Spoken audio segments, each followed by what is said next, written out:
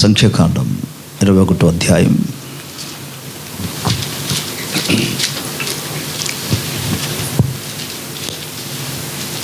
సంఖ్యాకాండం 21వ అధ్యాయం 24, 25 వచనాన్ని చదువుకుందాం.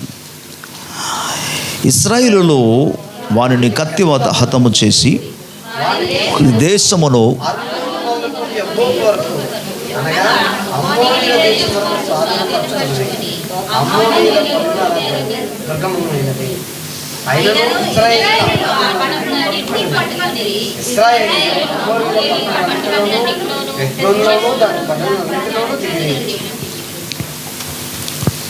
ప్రభుకు స్తోత్రం.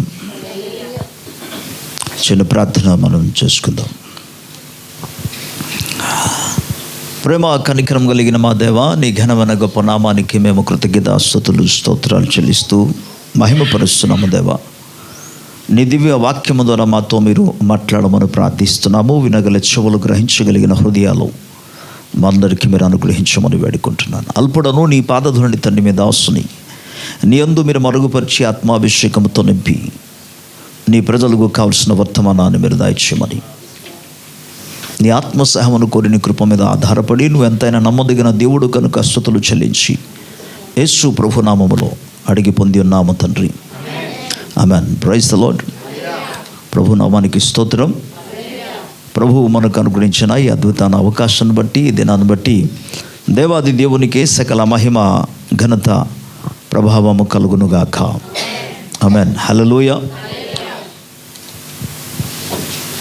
ఈరోజు దైవవాక్య సందేశంలో ఉండి ఒక స్పష్టీకరణ మీకు ఇవ్వడానికి ఆశిస్తున్నాను. సాధారణముగా దేవుడు ఒక వ్యక్తి జీవితంలో ఏదైనా ఒక కార్యం చేసిన తర్వాత, ఒక మేలు చేసిన తర్వాత మరలా ఆ వ్యక్తి జీవితంలో అటువంటి అద్భుతం మరలా చేస్తాడా? ప్రభువు ఒక అద్భుత కార్యం జరిగించిన తర్వాత సెకండ్ టైం మరలా అటువంటి కార్యాలు ప్రభువు చేస్తాడా? ఇప్పుడు చదువుకుందాం. ఇశ్రాయేలులో వానిని కత్తివాత హతము చేసి వాని దేశమును అర్నోను మొదలుకొని యబ్బోకు వరకు, అనగా అమ్మోనియుల దేశము వరకు స్వాధీనపరచుకొనిరి. అమ్మోనియులను పొలిమేర దుర్గమై ఉన్నది. అయినను ఇశ్రాయేలీయులు ఆ పట్టణములన్నిటినీ పట్టుకొనిరి. ఇశ్రాయేలీయులు అమోరియుల పట్టణములన్నిటినీ, హెస్బోనులోను దాని పల్లెములన్నిటిలోనూ దిగిరి. ఓకే, ప్రభుకు స్తోత్రం చెప్దాం. అలాగే దేవుని లేఖన భాగంలో నుండి 34వ వచనం, 35వ వచనం కూడా చదువుకుందాం. యెహోవా మోషేతో ఇట్లనెను, అతనికి భయపడకుము, నేను అతనిని, అతని సమస్త జనమును, అతని దేశమును నీ చేతికి అప్పగించి తిని, నువ్వు హెస్బోనులో నివసించిన అమోరీయుల రాజును సీహోనుకును చేసినట్లు ఇతనికి చేయుదువు. కాబట్టి వారు అతని కుమారులను అతనికి ఒక్కడైనను శేషించకుండా అతని సమస్త జనమును హతము చేసి అతని దేశమును స్వాధీనపరచుకొనిరి. ప్రభుకు స్తోత్రం. 21వ అధ్యాయంలో సంఖ్యాకాండంలో 34వ వచనం, దేవుడు ఇజ్రాయేలు ప్రజలకు మోషే ద్వారా ఇచ్చిన వాగ్దానం. ఆయన తెలియజేసిన విషయం ఏంటంటే 34వ వచనం అంటాడు, యెహోవా మోషేతో ఇలాగంటాడు, అతనికి మొదటిది, అతనికి భయపడకుము. ఈ మాట అసలు ఎందుకు చెప్తున్నారు? వాగ్దాన దేశంలోనికి ఇజ్రాయేలు ప్రజలు వెళ్ళక మునుపు వాగ్దాన దేశమునకు యువతల, అనగా యొర్దాను నది యువతల అతి ప్రముఖమైన, బలమైన, శక్తి కలిగిన, బహుసంఖ్య కలిగిన, సైన్యము కలిగిన 2 రాజులు ఉన్నారు. ఒకటి మోయాబు రాజు, రెండోది అమోరియలు. అమ్మోనియా అనొచ్చు, అమోరియలు అనొచ్చు. ఈ మోయాబు రాజు చాలా బలమైన వాడు. ఈ మోయాబు రాజును జయించడము కష్టకరముగా ఉంది. వారు చాలా బలమైన వారు. ఆ దినాలలో, ఆ ప్రాంతాలలో, ఆ దేశాల్లో కొద్దిగా ప్రఖ్యాతి చెందిన వాళ్ళు. వారి మీద జయం పొందడం అంటే అంత సులువైన విషయము కాదు. ఇక్కడ దేవుడు మోషేతోనే చెప్తున్నమాట, అతనికి భయపడకుము. ప్రభుకి స్తోత్రం, హల్లెలూయా. మరో దేశముతో యుద్ధము చేసి వారు జయం పొందారన్నమాట వాస్తవము. ఇంకొక దేశముతో యుద్ధం చేసి వారు జయం పొందారన్నమాట వాస్తవము. కాబట్టి వారి యొక్క కుడి పర్సన్ ఉన్న వారిని జయించినందుకు, లేదా వారి ఎడమ పర్సన్ ఉన్న వాళ్ళని జయించినందుకు, లేకపోతే వారు ముందున్న వాళ్ళని జయించినందుకు వాటిని విని నీవు భయపడకుము. స్తోత్రం. ఓకే, ఒకవేళ ఆయన కుడి వైపున ఉన్న వాళ్ళని, ఎడమవైపు ఉన్న వాడిని, ముందున్న వాడిని, అనుకున్న వాడిని జయించి ఉండవచ్చు. కానీ జ్ఞాపకం చేసుకో, నువ్వు ఏమాత్రం కూడా అతనికి భయపడకూడదు. స్తోత్రం.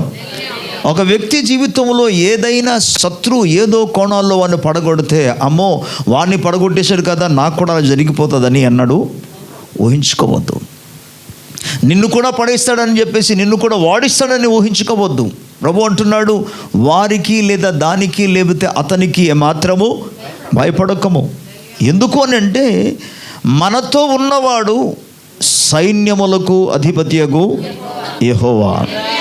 స్తోత్రం, హల్లెలూయా. ఒక వ్యూహ సైన్యము, ఇది మీకు అర్థమవడానికి ఇక్కడ తీసుకెళ్తాను. క్రొత్త నిబంధనలో మనకు మార్కు సువార్త 5వ అధ్యాయంలో, అదేవిధంగా మత్తయి సువార్త 15వ అధ్యాయంలో కనబడతారు. అక్కడ సేనాదేయము పట్టిన ఒక వ్యక్తిని మనం చూస్తాం. సేన అనే పదానికి అర్థమేంటి తెలుసా? ఒక సేన అంటే ఎంతమంది తెలుసా? సుమారుగా ఒక సేన అంటే 6,000 మంది కంటే ఎక్కువ మంది ఒక సేన అంటే.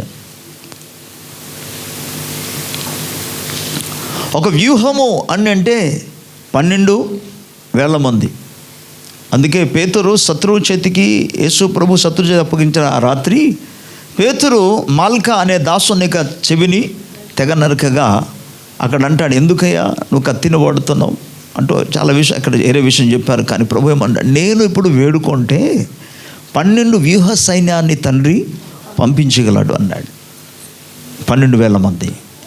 ఇక్కడ సేన అంటే 6,000 మంది. అయితే మీరు గమనించండి, ఈ స్థలాల్లో మనం చూస్తే అటువంటి సైన్యానికి, ఈ వేల కొలది సైన్యములకు అధిపతి ఎవరంటే సర్వశక్తి కలిగిన, సర్వాధికారి కలిగిన యెహోవా అనే నామం వహించిన వాడు. స్తోత్రం.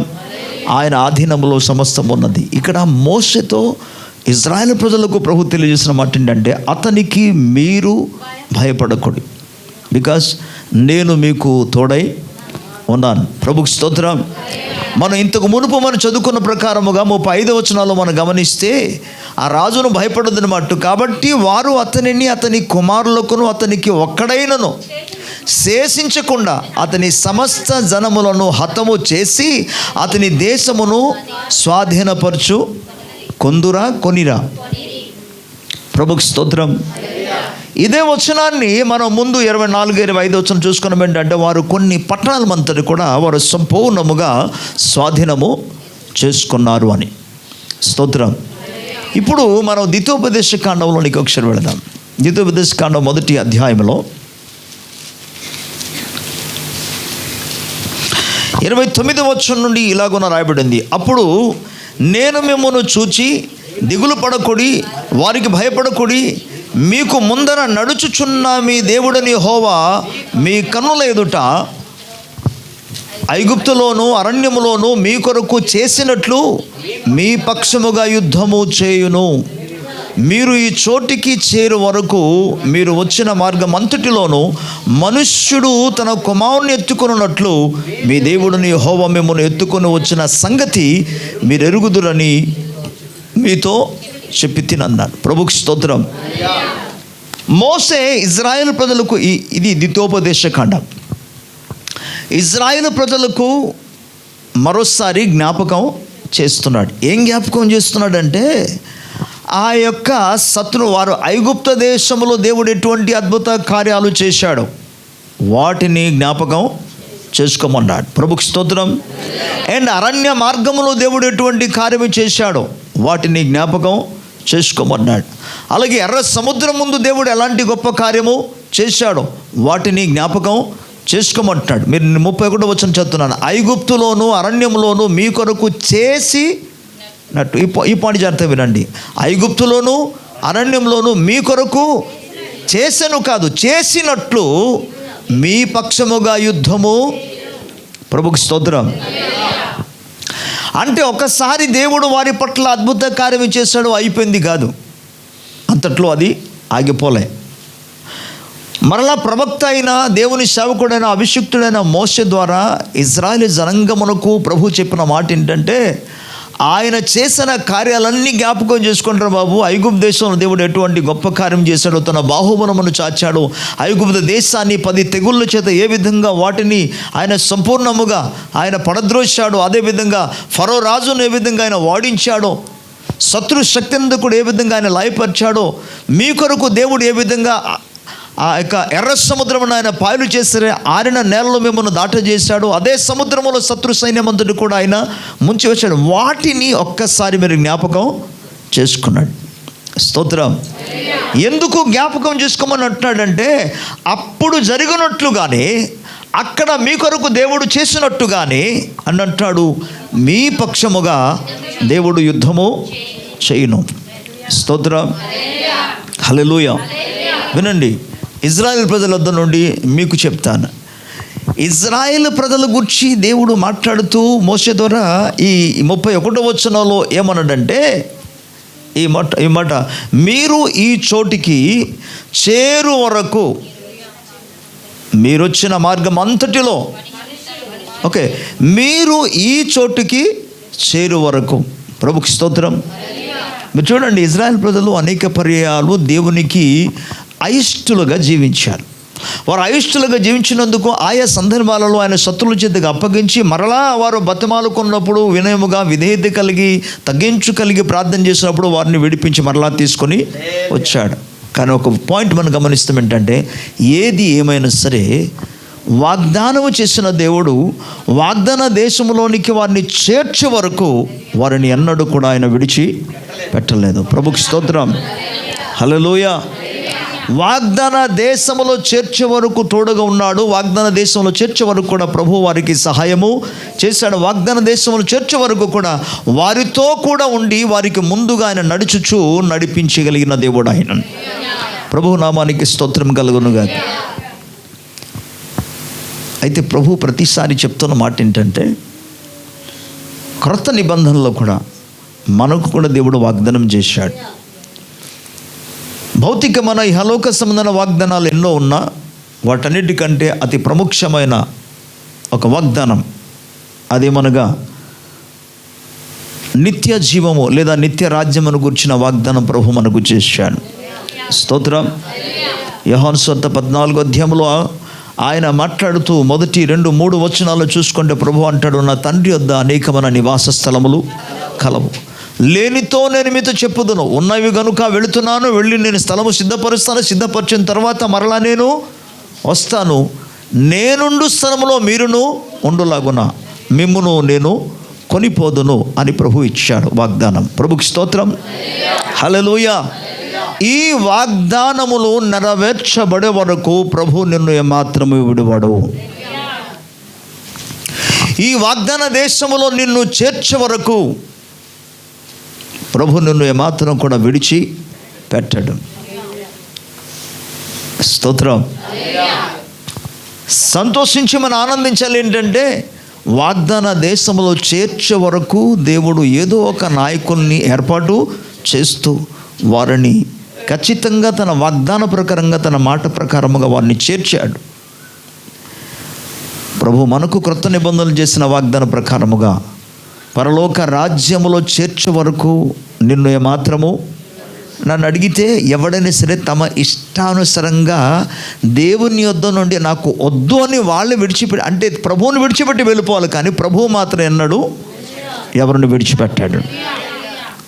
ప్రభుకి స్తోత్రం.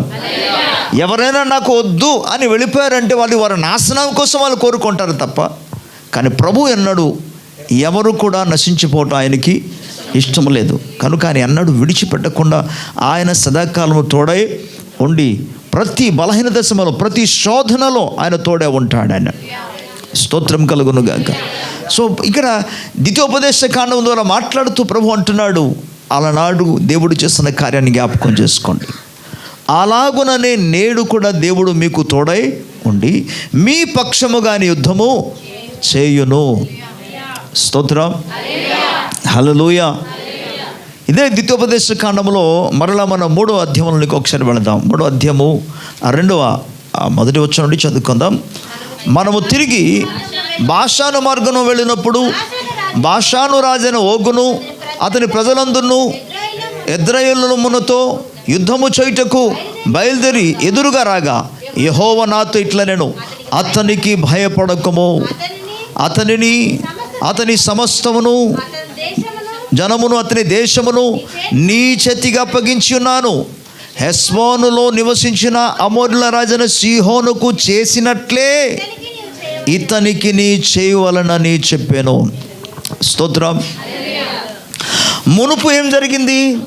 మునుపు జరిగిన విషయం ఏంటంటే హెష్బోను రాజైన అమోరీయుల రాజైన సీహోనును మునుపు హతము చేశారు. ఇప్పుడు ఎవరు ముందుకు వాళ్ళు వచ్చారు అని అంటే ఓగు అని రాజు ముందుకు వాళ్ళు వచ్చారు. ఇంతకుముందు హెష్బోను రాజు, ఇప్పుడేమో ఓగు రాజు, బాషాను రాజు. హెష్బోను రాజును ఏ విధంగా అయితే మీరు హతము చేశారో ఇప్పుడు బాషాను రాజైన ఓగును కూడా అలాగే అప్పగిస్తాడు దేవుడు. దేవుని స్తోత్రం కలుగును గాక. మీకేమర్థమైంది ఇందులో? శ్రద్ధగా వినండి. దేవుడు చెప్తున్న మాట ఏంటంటే, మునుపు ఒక రాజుగారిని మీ చేతికి నేను అప్పగించాను. ఆ రాజుగారి పేరు సీహోను. 2వ వచనం రాయబడి ఉంటుంది. ఓకే, సీహోను రాజును నేను చేసినట్లుగానే ఇప్పుడు ఓగు రాజును కూడా నీ చేతికి అప్పగిస్తానన్నాడు. ప్రభుకి స్తోత్రం చెప్దామా? హల్లెలూయా. అగైన్ చెప్తున్నాను, సీహోను అమోరీయుల రాజైన సీహోనును నీ చేతికి అప్పగించిన రీతిగానే అట్లనే బాషాను రాజైన ఓగును కూడా మీ చేతికి అప్పగిస్తానన్నాడు. ప్రభుకి స్తోత్రం. ఈ సీహోను రాజు ఎలాగైతే బలంగా ఉన్నాడో బాషాను రాజైన ఓగు కూడా బలమైన వాడే, బలమైన ఆ సైన్యాన్ని కలిగి ఉన్న వాడే. ప్రభుకి స్తోత్రం. ప్రజెంట్ మన యొక్క గ్లోబ్లో, ప్రపంచంలో అతి బలమైన సైన్యము కలిగి ఉన్న వారిలో ఒకటి సిరియా, రెండవది చైనా, అలాగే అమెరికా, రష్యా అండ్ ఇండియా కూడా. సైన్య బలాలు ఎక్కువ ఉన్న వాటి గురించి చెప్తున్నాను. కానీ ఎక్కువ తెలివి కలిగి ఉండి కొట్టగలిగిన వాళ్ళు ఎవరంటే ఇజ్రాయెలే. సైన్య బలం తక్కువ, ఎందుకంటే ఇజ్రాయెల్ దేశంలో ఉన్న ప్రజలే, సైన్యం కాదు, కేవలం అక్కడున్న పాపులేషన్ని దగ్గర ఇప్పుడు మేబీ 1 crore అంతే. అంటే మన దేశంతో పోలిస్తే మన దేశంలోనే సుమారుగా 147 కోట్ల మంది ఉన్నారు జనసమూహాలు. 140. ఈ 147 కోట్లలో 1 కోటి తీసేస్తే 146 కోట్ల మంది మన దేశంలో ఉన్నారు. 1 కోటి మాత్రమే ఇజ్రాయెల్ దేశం. ఆ 1 కోటిలో సైన్యం ఎంత ఉంటుంది మీరు ఊహించండి.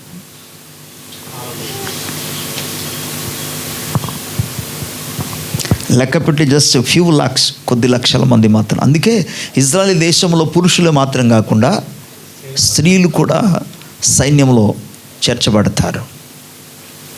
అయితే దేవుని బిడ్డలారా, పిలిచిన దేవుడు నమ్మదగిన వాడు గనుక సైన్యము చిన్నదైనా కొద్దిమంది అయినా దేవుడు ఇజ్రాయిల్ ద్వారా బలమైన అద్భుత కార్యాలైన జరిపిస్తూనే ఉన్నాడు. స్తోత్రం, హల్లెలూయా. పిల్లరా, మనకు తెలుసు ఇరాన్ అనేక ప్రాంతాల్లో అనేక రీతిగా ఇజ్రాయెల్ దేశం మీద దాడి చేస్తున్నప్పటికీ కూడా ఇజ్రాయెల్ దేశము తను తాను కాపాడుకుంటూ ఇంకా మిగిలిన దేశాల మీద అది తిరిగి డిఫెండ్ చేస్తూ యుద్ధము చేయడం అనేది దేవుని యొక్క గ్రంథంలో కాదు, ఆల్రెడీ ఉంది అనుకోండి. బట్ ప్రాక్టికల్గా మనము ఆ వార్తలన్నీ కూడా మనం చూస్తున్నాం, వింటున్నాం. రైట్, ప్రభుకి స్తోత్రం. కేవలం సీరియల్ ముందు కూర్చున్న వాళ్ళకి ఈ విషయాలు అర్థం కాదు, ఓకే. కానీ ఒక్కొక్కసారి ప్రపంచ న్యూస్ కూడా చూడాలి, అసలు ఏం జరుగుతుంది. వాతావరణం అంటే ఏమనుకుంటున్నారు? పిల్లరా, మీరు తప్పకుండా ప్రపంచ న్యూస్ చూడాలి. ఎందుకనంటే వినండి, నిన్న రాత్రి వర్షం వచ్చిన వెంటనే టపాటప్ మొత్తం వీడియో తీసి వేసేసారు, అప్లోడ్ చేసేసారు అంతే. ఫేస్బుక్లో, ఈ యూట్యూబ్లో, ఇదిగో ఇక్కడ కాన్వెంట్ దగ్గర ఇది ఇంత వాటర్ వచ్చేసింది, అక్కడ ఇంత వాటర్ వచ్చేసిందని వేసేసారు. వాటి మూలంగా ఈ యాత్ర చేసిన వాళ్ళకి కొంత ప్రయోజనం ఉంటుంది తప్ప ఏమీ ప్రయోజనం లేదు. కానీ మీరు ప్రపంచ న్యూస్ చూస్తే అసలు ప్రపంచ వాతావరణం అంటే ఏంటనేది మీకు అర్థమవుతుంది. ప్రపంచమంతటి మీదికి అసలు ఏమి జరగబోతుందనే విషయం తెలుసుకున్నప్పుడు ఆయన రాకడను గుర్చిన అవగాహన అనేది మీకు కలుగుతుంది. అవి చూడకపోతే ఓన్లీ కేవలం మనకు కన్నులాక ఏమంటారు మనోరంజన, కన్నుల యొక్క ఆనందము కొరకు, సంతోషం కొరకు మాత్రం పనికిరాని వాటిని చూసుకుని కూర్చుంటే ఎలాంటి ప్రయోజనం లేదు. సో ఇజ్రాయేల్ ప్రజల జీవితంలో దేవుడు చెప్పిన మాట ఏంటంటే, ఈ గొప్ప రాజులైన ఇంతకు మునుపు మీకు అమోరుల రాజైన సీహోనును అప్పగించినట్లుగానే బాషాను దేశపై రాజైన ఓగును కూడా నీ చేతికి అప్పగిస్తాను. స్తోత్రం. అక్కడ ఒక్కొక్కసారి మనకు డౌట్ వస్తుంది, ఆ సమస్య ఏదో రకంగా దేవుడు ఆ సమస్య నుండి బయటికి తీసుకొచ్చాడు, ఓకే, ప్రభుకు స్తోత్రం. కానీ ఇప్పుడు కూడా అలాగే దేవుడు చేస్తాడా?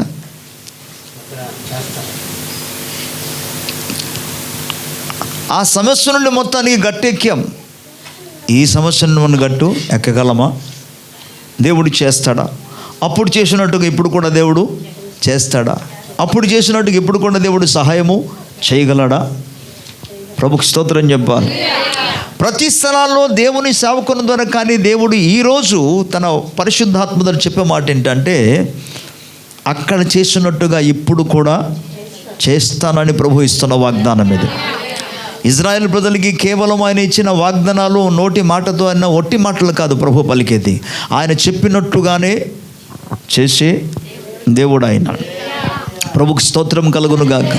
హల్లెలూయా. పిల్లల 3వ అధ్యాయంలో 21వ వచనం నుండి ఒకసారి మనం చదువుకుందాం. 21వ వచనం నుండి, ఆ కాలమున యెహోషువతో ఇట్లాంటిని మీ దేవుడని యెహోవా ఈ ఇద్దరు రాజులకు చేసినదంతే నువ్వు కన్నులారా చూచితివి కదా. ఇప్పుడు వినండి, నీవు వెళ్ళుచున్న రాజ్యములన్నిటికీ యెహోవా అలాగుననే. గట్టిగా స్తోత్రం చెప్దాం.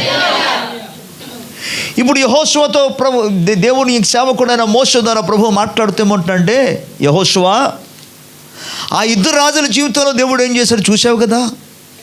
అవును అయ్యగారు చూశాను.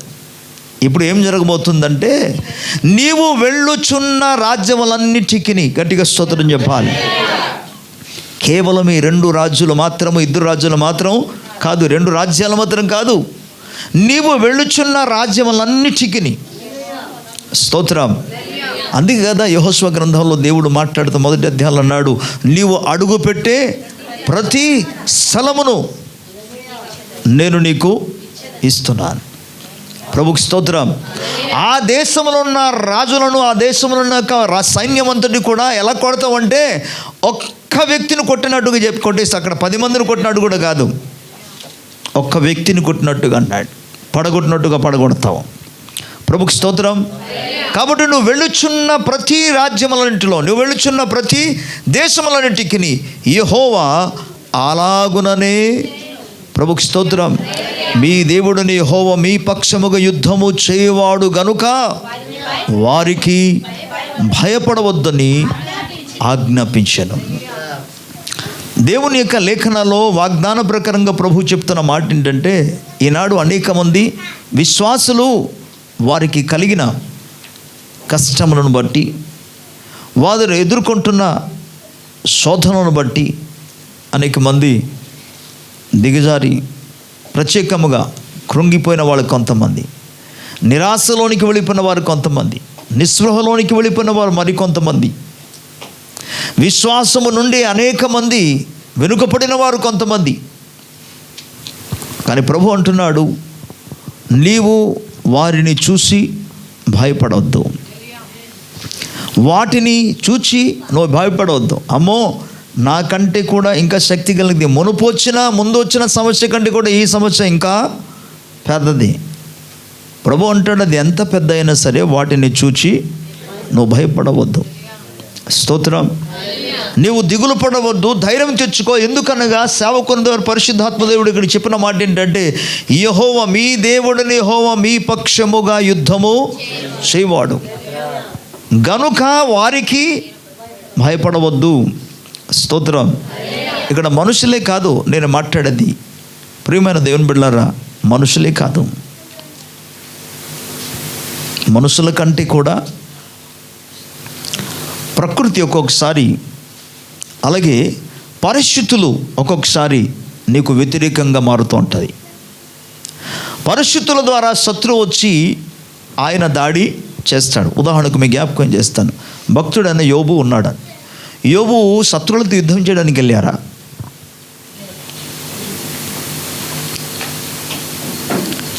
అతని మీద దాడి చేసింది ఎవరు? దాడి వెనుక పనిచేస్తున్నది ఎవరు? సందేహం లేకుండా అపవాది. ఎందుకంటే అపవాది వచ్చి దేవుని దగ్గర సవాలు విసిరాడు, ఛాలెంజ్ చేశాడు. అతనికి కలిగి ఉన్నదంతా చుట్టూ ఒక్కసారి నీ కంచెను చిన్నది తీసే, అప్పుడు చూస్తావు అన్నాడు. తీసేసిన తర్వాత ఇప్పుడు దాడి చేయడం మొదలుపెట్టాడు వాడు. నేను ఇప్పుడు చెప్తున్న మాట శ్రద్ధగా వినండి, ఓకే? ఇక్కడ శత్రువు దాడి చేస్తుంది, సైన్య సమూహాన్ని తీసుకొచ్చా పరిస్థితుల ద్వారా. ఈనాడు కూడా అనేక మంది జీవితంలో సైన్య సమూహాలతో శత్రువు దాడి చేయటం లేదు, పరిస్థితుల ద్వారా వాడు దాడి చేస్తే ఆ దాడికి ప్రభు ఏమంటాడంటే, నువ్వు ఏమాత్రము భయపడవద్దు. స్తోత్రం, హల్లెలూయా. ఇంతవరకు కూడా యోబు లాగా శ్రమను అనుభవించి అంతవరకు నష్టపోయిన వారు, కోల్పోయిన వారు ప్రపంచంలో ఇప్పటి వరకు లేరు అనుకుంటాను నేను. లేరు, అసలు అనుకోవడం కాదు, అసలు లేడు అలాంటి వాడు. దేవుడు ఇప్పుడు యోబు జీవితం ద్వారా మాట్లాడే విషయం ఏంటంటే, అంతగా కోల్పోయిన సమస్తాన్ని కూడా నష్టపోయి కోల్పోయి అంత పోగొట్టుకున్న వ్యక్తి జీవితంలో దేవుడు తిరిగి ఆయన లేవనెత్తారు, తిరిగి బాగు చేశాడు, తిరిగి దీవించాడు, తిరిగి నిలబెట్టాడు, తిరిగి దేవుడు స్థిరపరిచాడు, తిరిగి ప్రభు అనేకులకు ఆశీర్వాదకరంగా ఉంచాడు.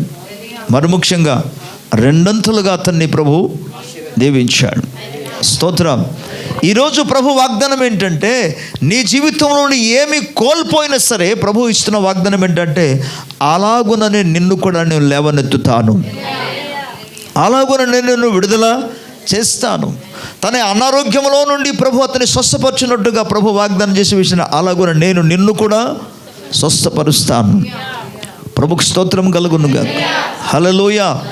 నీ యొక్క దీన స్థితిని బట్టి ఏమాత్రం కూడా నీవు దిగులు చెందవలసిన పని లేదు. ఎందుకనగా నిన్ను పిలిచిన దేవుడు ఆయన నమ్మదగిన దేవుడు, ఆయన ఖచ్చితంగా మీకు తోడై ఉంటాడు. ఆయన ఇచ్చిన వాగ్దానం నేను మరల జ్ఞాపకం చేస్తాను, నేను నిన్ను ఏమాత్రమును విడువను, ఎన్నడును ఎడబాయను.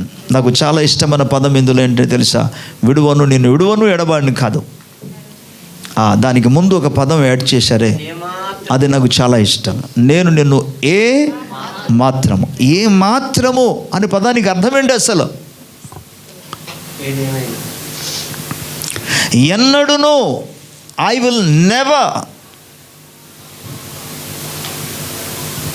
నెవర్, ఏ మాత్రము కూడా, ఎన్నడూ. ఇందులో చాలా అర్థం ఉంది. పరిస్థితులు ఏది ఏమైనా సరే ప్రభు అంటున్నాడు, నేను నిన్ను ఏ మాత్రమును విడువను, నిన్ను ఎడబాయను. ప్రభుకు స్తోత్రం కలుగును.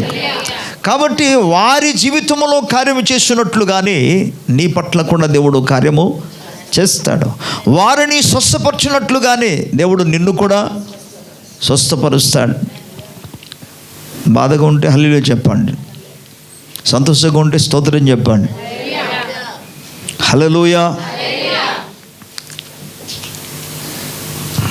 వారిని ఆశీర్వదించే రీతిగానే నిన్ను కూడా దేవుడు ఆశీర్వదిస్తాడు. దేవుని లేఖన భాగంలో 7వ అధ్యాయంలోనికి ఒకసారి వెళదాం. ప్రతి స్థలాల్లో ప్రభు ఏం మాట్లాడుతున్న చూద్దాం. 7వ అధ్యాయంలో 19, 21 వచనాలు మనం చూస్తే, నీ కన్నులు చూచిన ఆ గొప్ప శోధనలను, సూచక్రియలను, మహత్కార్యములను, బాహుబలములను, చాచిన చేతిని బాగుగా జ్ఞాపకము చేసుకొనుము. నీకు భయము పుట్టించున్న ఆ జనులందరికీ నీ దేవుడిని యెహోవా అలాగే చేయును. స్తోత్రం. ప్రతి స్థలాల్లో దేవుడు మాట్లాడుతూమంటాడంటే, గత కాలంలో దేవుడు నీ పట్ల చేసిన వాటిని గురించి ఒక్కసారి జ్ఞాపకం చేసుకో. దేవుని ప్రజల పట్ల ఆయన చేసిన కార్యాల గురించి జ్ఞాపకం చేసుకో.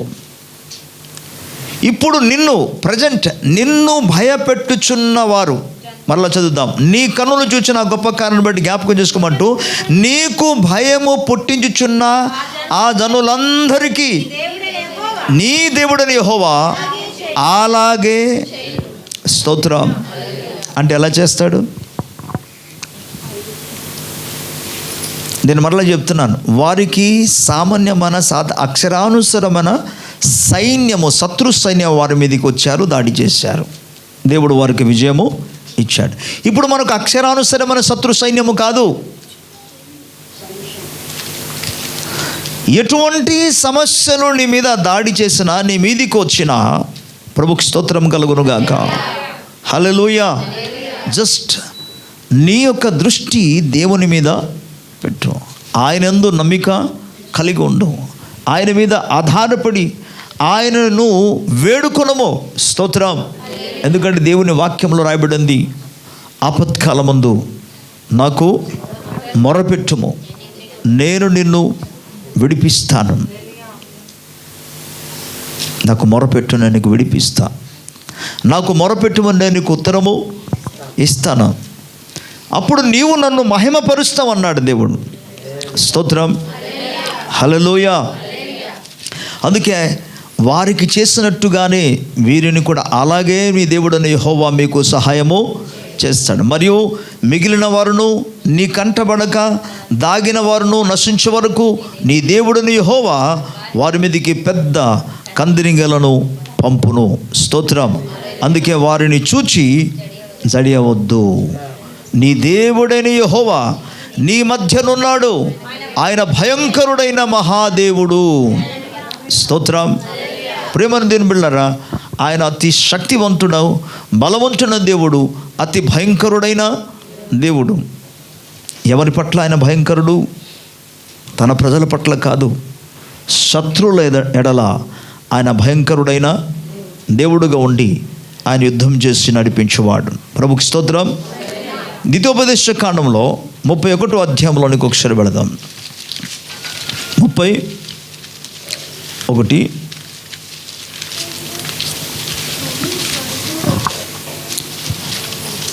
4వ వచనం నుండి ఇలాగూ రాయబడి ఉన్నది. స్తోత్రం.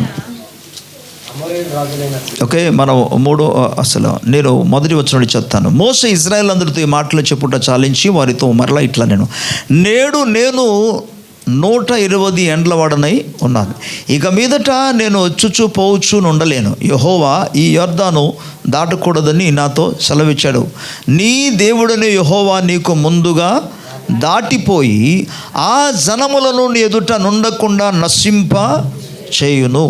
ప్రభుకి స్తోత్రం చెప్దాం.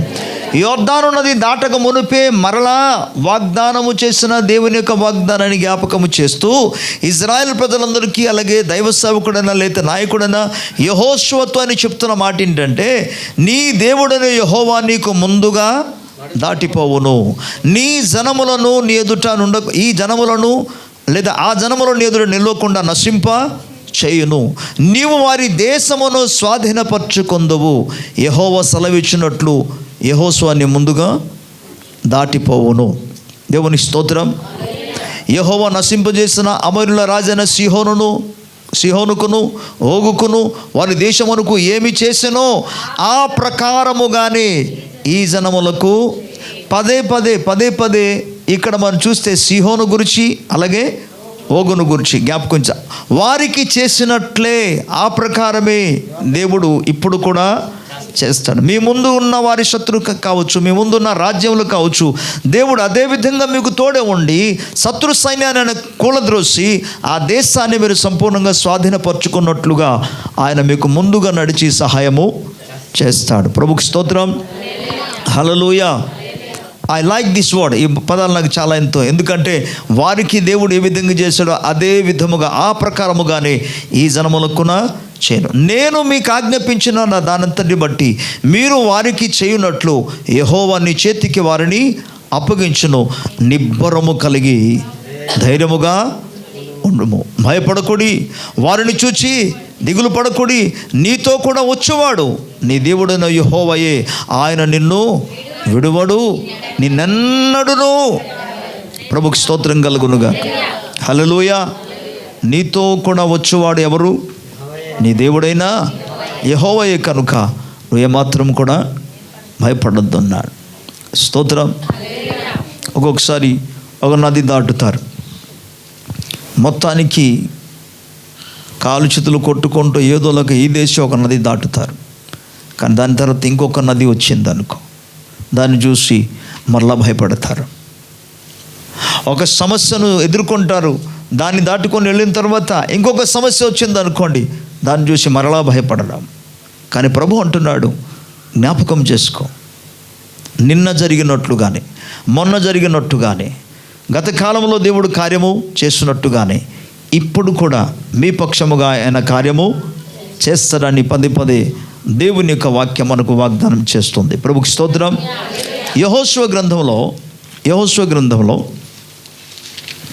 8వ అధ్యాయంలో ప్రభువు వాగ్దానం చేసినట్టుగానే ఈ 8వ అధ్యాయంలో మొదటి 2 వచనాల్లో, మరియు యెహోవా యెహోషువతో ఇట్లనెను, భయపడకము, జడియకము, యుద్ధ సన్నద్ధులైన వారినందరినీ తోడుకొని హాయి మీదికి పొమ్ము. చూడుము, నేను హాయి రాజును, అతని జనులను, అతని పట్టణమును, అతని దేశమును నీ చేతికి అప్పగించి ఉన్నాను. ప్రభుకి స్తోత్రం. గత కాలంలో ఉన్న వాటిని, జరిగిన వాటిని జ్ఞాపకం చేసుకొని ఇప్పుడు నువ్వు ఎవరి మీదకి వెళ్ళాలి? హాయి అనే పట్టణం మీదకి వెళ్ళు. ఆ పట్టణము కూడా నీ చేతికి నేను అప్పగిస్తాను. 2వ వచనం, నీవు ఎరుకను, ఇప్పుడు చూడండి జ్ఞాపకం చేస్తున్నాను, నీవు ఎరుకను దాని రాజునకును ఏమి చేసితివో అదే హాయికిని దాని రాజుకును చేసేదవు. అయితే దాని సొమ్మును పశువులను మీరు కొల్లగా దోచుకొనవలను. పట్టణపు పడమటి వైపున మాటుగండు నుంచుము అన్నాడు. ఓకే, ప్రభుకి స్తోత్రం చెప్దాం. యెహోషువ ఇంతకు మునుపు యెరికో పట్టణాన్ని ఏ విధంగా జయించాడో వాటిని మరలా జ్ఞాపకం చేస్తున్నాడు దేవుడు. స్తోత్రం చెప్పాలి. హల్లెలూయా. ఇంతకు మునుపు వారు జయించి వచ్చిన సంగతులు వేరు. ఇప్పుడు యోర్దాను నది దాటి యువతలకు వచ్చిన తర్వాత యెరికో పట్టణం ఉంది. యెరికో పట్టణం మనకు తెలుసు, దాని చుట్టూ బలమైన ప్రాకారాలు కట్టబడి ఉన్నది. దాన్ని దాటి వెళ్ళడం, ఎక్కి వెళ్ళడం చాలా కష్టం, దాన్ని పడగొట్టడం చాలా కష్టం. కానీ దేవుడు అద్భుత కార్యం చేశాడు. ఓకే, ప్రభుకి స్తోత్రం. ప్రభు మహత్కార్యం చేయగా వారు యెరికో పట్టణాన్ని స్వాధీనం చేసుకున్నాడు. ఇప్పుడు హాయి పట్టణం మీదకి వెళ్ళుచుండగా దేవుడు ఏమని జ్ఞాపకం చేస్తున్నాడు? యెరికో పట్టణం విషయంలో ఏమి జరిగిందో ఒక్కసారి జ్ఞాపకం చేసుకో. దానిని నీ చేతికి అప్పగించినట్లుగానే ఈ హాయి పట్టణము అందులో ఉన్న సమస్తాన్ని నీ చేతికి అప్పగిస్తున్నా. ప్రభుకి స్తోత్రం. నేను మరలా చెప్తున్నాను, నీవు యెరికో పట్టణానికి చేసినట్లుగానే, యెరికో పట్టణం నీ చేతికి అప్పగించినట్లుగానే, యెరికో పట్టణాన్ని నువ్వు వాడించినట్టుగానే ఈ హాయిని కూడా వాడిస్తావు. యెరికో పట్టణాన్ని స్వాధీనం చేసుకున్నట్టుగానే హాయి పట్టణాన్ని కూడా నువ్వు స్వాధీనం చేసుకుంటావు. యెరికో పట్టణాన్ని కూల్చివేసినట్టుగానే ఈ పట్టణంలో ఉన్న సమస్తాన్ని నీవు కూల్చివేస్తావు. కానీ కొల్ల సొమ్ము విషయానికి వచ్చినప్పటికీ యెరికో పట్టణంలో ఉన్నదంతా కూడా శపించబడింది కనుక దాన్ని ముట్టవద్దు అన్నాను. కానీ హాయి పట్టణం విషయానికి వచ్చినప్పుడు సమస్తాన్ని మీరు కొల్ల సొమ్ము తీసుకోవచ్చు అన్నాడు. ప్రభుకి స్తోత్రం కలుగునుగా. హల్లెలూయా. దేవుడు ప్రతిసారి ఏం జ్ఞాపకం చేస్తున్నాడంటే, ఆ పట్టణాల్లో ఎలాగైతే జరిగిందో ఇక్కడ కూడా అదే విధంగా జరగబోతుంది. అలాగనే నీవు చేయవలనని ప్రభు పదే ఆయన జ్ఞాపకం చేస్తూనే ఉన్నాడు. ప్రభుకి స్తోత్రం చెప్దాం గట్టిగా. హల్లెలూయా. అండ్ ప్రియులారా, 10వ అధ్యాయం యెహోషువ గ్రంథము 10వ అధ్యాయం 24, 25వ వచనాన్ని మనము చూసుకుందాం. వారు ఆ రాజులను వెలుపలకు రప్పించి యెహోషువ యొద్దకు తీసుకొని వచ్చినప్పుడు యెహోషువ ఇశ్రాయేలునందరినీ పిలిపించి తనతో యుద్ధమునకు వెళ్ళవచ్చిన యోధుల అధిపతులతో, మీరు దగ్గరికి రండి, ఈ రాజుల మెడల మీద మీ పాదములను నుంచుడని చెప్పగా వారు దగ్గరకు వచ్చి వారి మెడల మీద తమ పాదములను ఉంచిరి. అప్పుడు యెహోషువ వారితో, మీరు భయపడకుడి, జడియకుడి, దృఢత్వమును వహించి ధైర్యముగా నుండుడి. మీరు ఎవరితో యుద్ధము చేయుదురో ఆ శత్రులందరికీ యెహోవా వీరికి చేసినట్లు చేయును. ఆమేన్. స్తోత్రం. హల్లెలూయా. పిల్లరా, యెహోషువ ఇశ్రాయేలు ప్రజలు యుద్ధం చేస్తూ ఒక్కొక్క ప్రాంతాన్ని, ఒక్కొక్క పట్టణాన్ని, ఒక్కొక్క రాజ్యాన్ని వారు జయించుచు వెళుచున్న దినాలలో హాయి పట్టణమును జయించగలిగారు, యెరికో పట్టణాన్ని జయించగలిగారు. ఆ తర్వాత ఒక్కొక్క పట్టణాన్ని వాళ్ళు జయిస్తూ వస్తున్నారు. మీరు గమనించండి, ఈ 10వ అధ్యాయంలో మనం చూస్తే సుమారు అనేక మంది రాజులు అక్కడ కనబడతారు. 10వ అధ్యాయంలో వారందరినీ కూడా జయించడానికి దేవుడు తగిన శక్తి, బలాన్ని ప్రభువు ప్రసాదించాడు. దేవుని స్తోత్రం చెప్దాం గట్టిగా. హల్లెలూయా.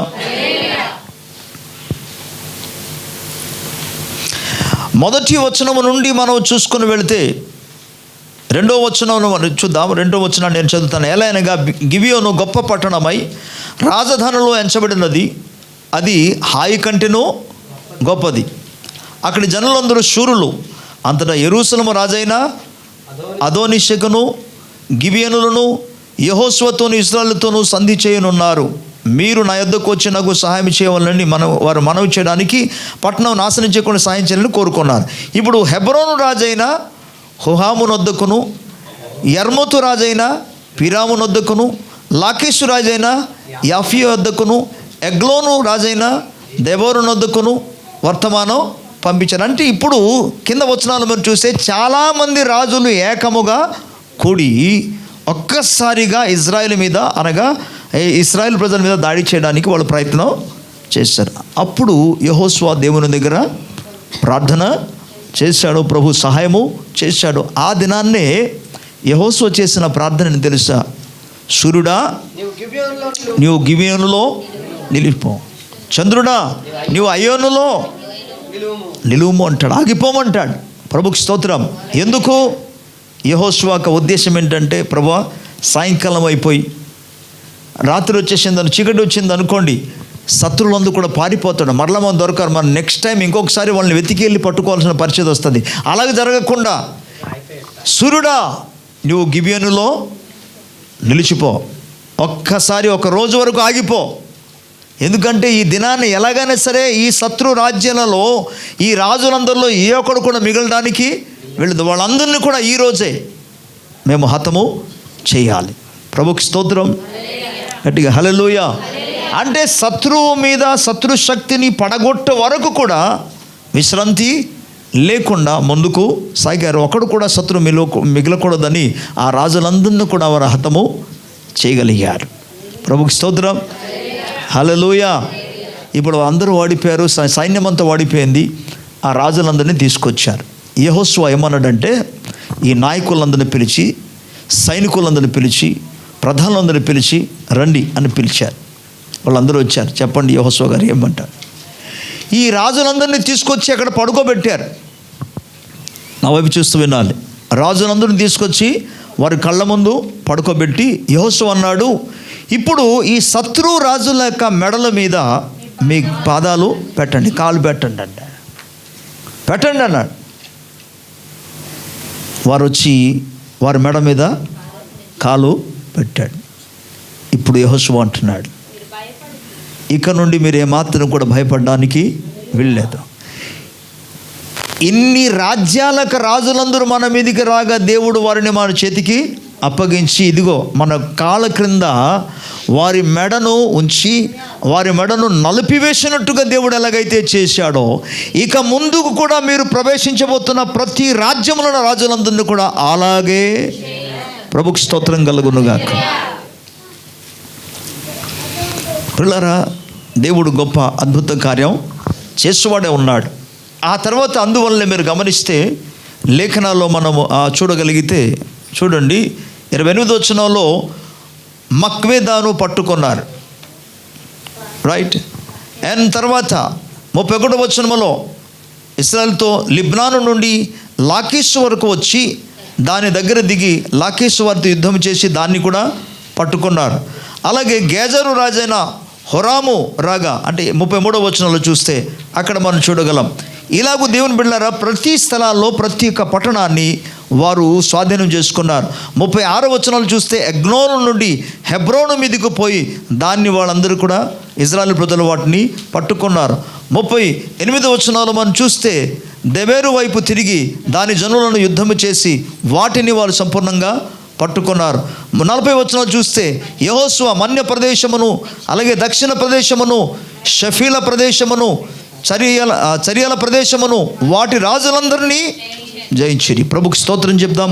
ఇశ్రాయేలు దేవుడని యెహోవా ఆజ్ఞాపించినట్లు అతడు శేషమేమీ లేకుండా ఆ ఊపిరి గల సమస్తమును వారు నిర్మూలము చేశాను. కాబట్టి కాదేశు బర్నియా మొదలుకొని గాజా వరకు, గిబియోను వరకు, గోషెను దేశమంతటిని యెహోషువ జయించెను. దేవుని స్తోత్రం. ప్రతి స్థలంలో మనం గమనిస్తే దేవుడు ఘన విజయాన్ని ఇజ్రాయేలుకి అనుగ్రహించాడు. ఒక మాట చెప్పి నేను ముగిస్తాను. మనకు అందరికీ తెలిసిన సుపరిచితమైన లేఖన భాగము లేదా తెలిసిన వాక్య భాగం ఏంటంటే దావీదు యొక్క జీవితం. దావీదు గొలియాతుతో యుద్ధం చేయడానికి వెళుచున్నప్పుడు వెళ్ళక మునుపే అసలు ఏం చేద్దాము, సైన్యములకు జీవము కలిగిన దేవుని సైన్యాన్ని తిరస్కరించడానికి సున్నతి లేని ఫిలిష్తీయుడు ఎంతటి వాడనే మాట చెప్పిన వెంటనే ఈ వార్త రాజు దగ్గరికి వెళ్ళింది, సౌలు రాజు దగ్గరికి వెళ్ళింది. ఎవడో ఒక వ్యక్తి, ఒక అబ్బాయి వచ్చి ఇలా మాట్లాడుతున్నారు సార్, అసలు పరిస్థితి ఇలా ఉందన్నారు. ఏమంటాడు ఆయన అంటే, నేను గొలియాతును చంపుతాను అంటున్నాడు సార్ అన్నాడు. అతన్ని తీసుకురా నా దగ్గరికి అంటే దావీదును సౌలు దగ్గరికి తీసుకొస్తే సౌలు దగ్గర మాట్లాడుకుంటున్నారు. ఏమయ్యా నువ్వు గెలివాల, అసలు తన సంగతి మీకు తెలుసా? అతడు పరాక్రమం కలిగిన వాడు, చాలా ఎత్తైన వాడు, బలమైన వాడు. అతని యొక్క ఈటె కర్ర ఒక దోనంతా పొడవుగా ఉంటుంది, బలంగా ఉంటుంది. అతన్ని ఏం చేయగలవు? నేనే భయపడిపోయి దాగి ఉన్నావు, ఏం చేయలేవు అంటే అక్కడ ఈ మాట శ్రద్ధగా వినండి. 17వ అధ్యాయంలో సమూయేలు మొదటి గ్రంథము 17వ అధ్యాయం 26వ వచనం. దావీదు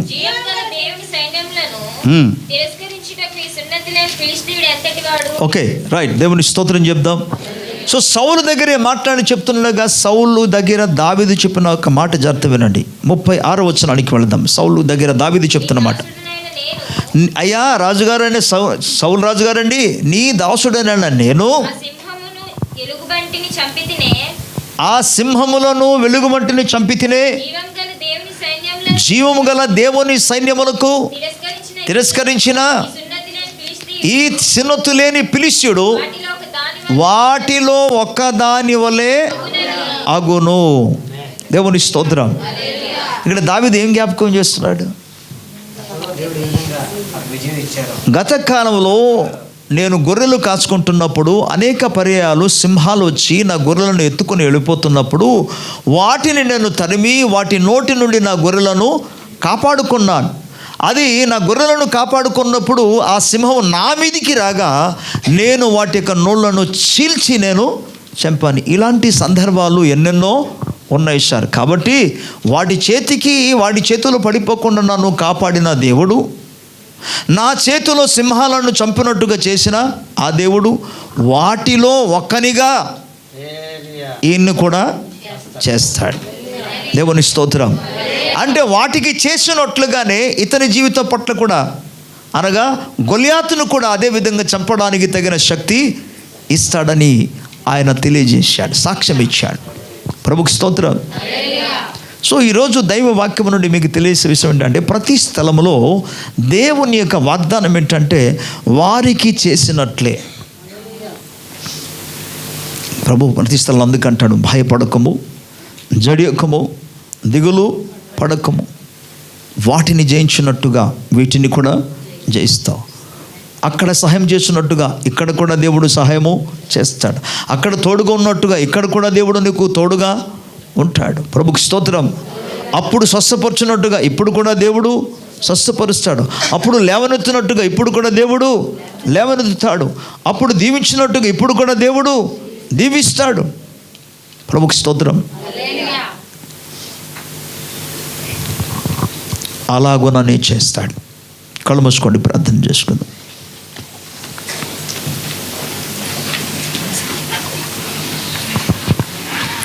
praise the Lord, glory to God. ప్రభువానికి స్తోత్రం. జీవగలిగిన దేవాని నామానికి వందనాలు. బాల శాఖ తరాలియో ఒక నిమిషం దేవునికి మన కృతజ్ఞతాస్తుతులు మనం చెల్లిద్దాం. ప్రతి ఒక్కరు కూడా స్తోత్రం. ఆయన వాక్కును బట్టి ప్రభు నామాన్ని ఘనపరచుదాం. ప్రభువా, నీవు నాతో మాట్లాడేవు, నీకు వందనాలు. మీరు నిజముగా దేవుడు నీతో మాట్లాడారని, ఓ హల్లెలూయా, ప్రభు వాక్యమును సంధించినదని నమ్మగలిగితే ప్రభుకు కృతజ్ఞతాస్తుతులు చెల్లించి ఘనపరచు ప్రభు నామాన్ని మహిమపరచు. ప్రభు ఈరోజు మరోసారి నాతో మాట్లాడేందుకు నీకు వందనాలు. నిజమే, నేను అనేక సందర్భాల్లో భయపడుతున్నాను. ఒక నూతన సమస్యలు వస్తే, ఒక ప్రతికూలత వచ్చినప్పుడు నేను భయపడుతున్నానయ్యా. నేను ఇక భయపడను, ఎందుకనగా అప్పుడు చేసినట్టుగా ఇప్పుడు కూడా నువ్వు చేస్తావు. ఇజ్రాయేల్ ప్రజలకు సహాయం చేసినట్టుగా ఇప్పుడు కూడా నాకు నువ్వు సహాయం చేస్తావు. వారి పక్షంగా యుద్ధం చేసినట్టుగా నా పక్షం కూడా నువ్వు యుద్ధము చేస్తావయ్యా. నాయన అప్పుడు విడుదల చేసినట్టు ఇప్పుడు కూడా నాకు విడుదల చేస్తావయ్యా. నేను నమ్ముతున్నానయ్యా, నేను భయపడను ప్రభు. నువ్వు నా తోడుకున్నావు, ఏమాత్రం ఎడు అన్నట్టు వాగ్దానం చేసావు కనుక నేను భయపడను. గొప్ప రాజులను జయించడానికి శక్తి ఇచ్చావు, నీకు స్తోత్రం. మహోన్నతుడా, మహాఘనుడా, సర్వశక్తి కలిగిన మా ప్రభు అని ఘనమైన నామానికి వందనాలు, స్తోత్రాలు ప్రభు. దేవా, నీ మాటలు ప్రతి హృదయంలో నాటబడి ఫలించును గాక. నైనా ఈనాడు నీ ప్రజలు ఎటువంటి ప్రతికూల పరిస్థితుల మధ్య ఉన్నా సరే నాయన, వాటిని జయించగలిగిన తగిన శక్తి బలాన్ని అనుగ్రహించగలిగిన దేవుడు నాయనా, నీకు వందనాలు, స్తోత్రాలు. నీ భక్తుల జీవితంలో చేసిన అద్భుత కార్యాలు నేడు కూడా నాయనా నువ్వు జరిపిస్తానని ఇచ్చిన వాగ్దానమును బట్టి నీకు స్తోత్రాలు. ఇప్పుడు కూడా నువ్వు స్వస్థపరిచే దేవుడవు నాయన, ఇప్పుడు కూడా నువ్వు విడిపించే దేవుడవు, నీకు స్తోత్రాలు. వారిని విడిపించినట్టుగానే, వారిని స్వస్థపరిచినట్టుగానే, వారికి విజయం ఇచ్చినట్టుగా నాయన, వారికి సహాయం చేసినట్టుగానే ప్రభు నాయన ఈనాడు కూడా నువ్వు కార్యం చేసి వాడవు, నీకు స్తోత్రాలు. నీ లేఖనాలు, నీ వాక్యము సజీవమైన నీ మాటలు అందరి జీవితంలో ఫలించును గాక. ధైర్యము, బలము, శక్తితో మరి నింపి నడిపించి మహిమ పొందమని యేసు ప్రభు నామములో ప్రార్థించుచున్నాము తండ్రి. ఆమేన్. Praise the lord.